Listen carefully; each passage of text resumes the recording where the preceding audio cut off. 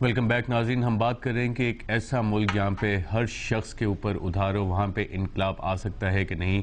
اور ابھی تک جو گفتگو ہوئی اس میں کچھ ریزنز آئیڈینٹیفائی ہوئے کہ کلچرل سفوکیشن بھی ہے, اکنامک ریزنز بھی ہیں. ندیم فاروق پرائس صاحب, کیا ہم ایک پوسٹ ماڈرنسٹک سوسائٹی میں چلے گئے ہیں جہاں پہ صرف کیوس کا رول ہوگا اور ہر چیز جو ہے وہ خود اپنے راستے بناتی چلی جائے گی لیکن اس کی ڈائریکشن کوئی نہیں ہوگی؟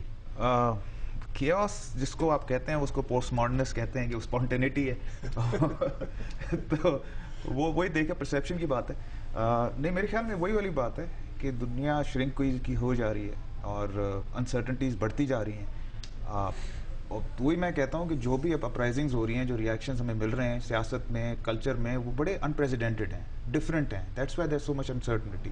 دیٹس وائی مطلب گھبرا جاتا ہے بندہ. جو پاکستان کے ٹرائبل ایریاز میں جو کچھ ہوا اس کو اپرائزنگ کہیں گے, انقلاب کہیں گے یا ریوولٹ کہیں گے, جس کی کہ آپ بات کر رہے تھے کہ ایک اسٹیبلش سسٹم کے خلاف وہ ریوولٹ تھا؟ No, what happened to that? کیونکہ ریاست کی طاقت استعمال ہوئی. اکنامک ریزنز تھے that they governed. بچوں کو اسکول جانا ہے, لوگوں کو کام پہ جانا ہے. The economic reasons governed.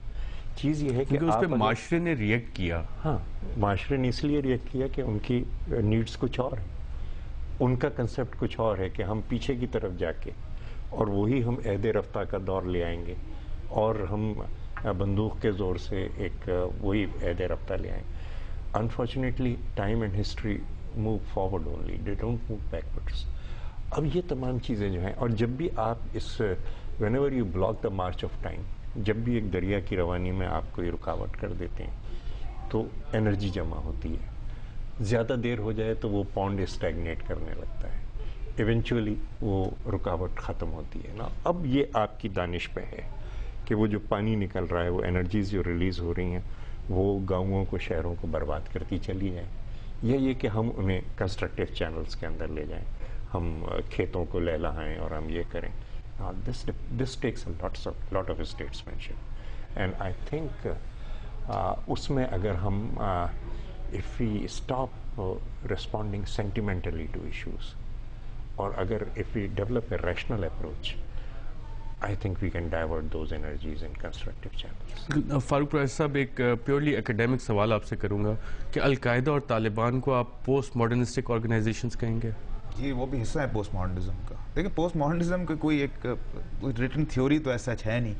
Any thing which rebels against reason, rebels against rationality, rebels against sensibility, اس کو پوسٹ ماڈرنزم کہا جاتا ہے. کون سی ریشنالٹی, کون سی سینسیبلٹی کے خلاف؟ دیکھیں, اب اس کا تعین کون کرے گا؟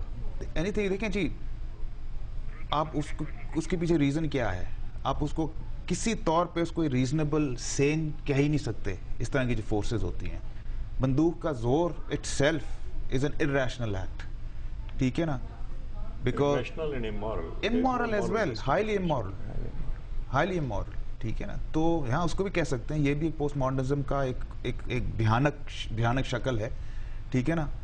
کولڈ وار کے بعد لوگوں نے سوچا جی پوسٹ ماڈرنزم اور گلوبلائزیشن یہ چیز تو اب یہ زبردست کر دے گی دنیا, سوویت یونین ایول امپائر ختم ہو گیا, بٹ پینڈورا باکس کھل گیا. جی اظہر حسن صاحب, آپ سے میرا یہی سوال ہوگا کہ ٹرائبل ایریاز میں ہم نے دیکھا کہ ایک پوری سوسائٹی یونائٹڈ ہو کے کھڑی ہوئی اور کہا کہ ہمیں یہ نظام ایکسیپٹیبل نہیں ہے اور وائلنس کو اسٹیٹ کے ذریعے کنٹرول کرنے کی کوشش کی گئی.